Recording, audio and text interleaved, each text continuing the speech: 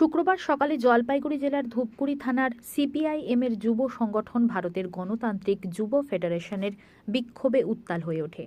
আরজিকর হাসপাতালে তৃণমূল দুষ্কৃতীদের হামলাকে ধামাচাপা দিতে রাজ্যে পুলিশ বামপন্থী আন্দোলনকারীদের বিরুদ্ধে ষড়যন্ত্র করছে বলে অভিযোগ তোলেন বিক্ষোভকারীরা।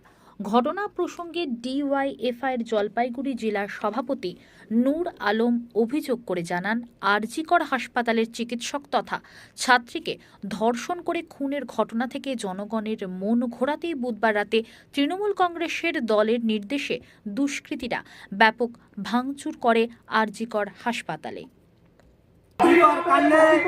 গত 14 আগস্ট মধ্যরাত্রে যখন দুষ্কৃতীরা তাণ্ডব চালালো তৃণমূলের মদতে, যখন গোটা বাংলার মানুষ দেখছে, গোটা ভারতবর্ষের মানুষ দেখছে, তাদের ছবি গোটা বিশ্বের মানুষ দেখছে, কলকাতা পুলিশ, রাজ্যের পুলিশ সেটা খুঁজে পায় না। অন্যদিকে আমাদের রাজ্যের সম্পাদক সভাপতি তাদেরকে কিভাবে গ্রেপ্তার করে মিথ্যে মামলায় পাঠানো হবে চার চক্রান্ত হচ্ছে। আমরা ডিওয়াইএফআই, আমরা এসএফআই, আমরা পরিষ্কারভাবে জানিয়ে দিতে চাই, আজকে ধূপগুড়ি থানায় আমরা বিক্ষোভ কর্মসূচি করছি যে আগুন যৌবনের বুকে ধিকি ধিকি জ্বলছে, সেখানে পেট্রোল জ্বালিয়ে দাবানলে পরিণত করবেন না, নাহলে সেই আগুনে পুড়ে ছারখার হয়ে যাবেন।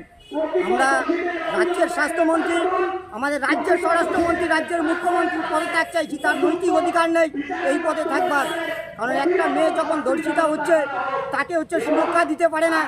একের পর এক কাণ্ড ধূপগুড়ি থেকে কামদুনি, আপনারা দেখেছেন যে ধূপগুড়ি হিমানী বর্মনকে যারা খুন করেছে তারা থানায় বসে আজকে বড় বড় কথা বলছে, থানায় টেবিল চাপড়াচ্ছে।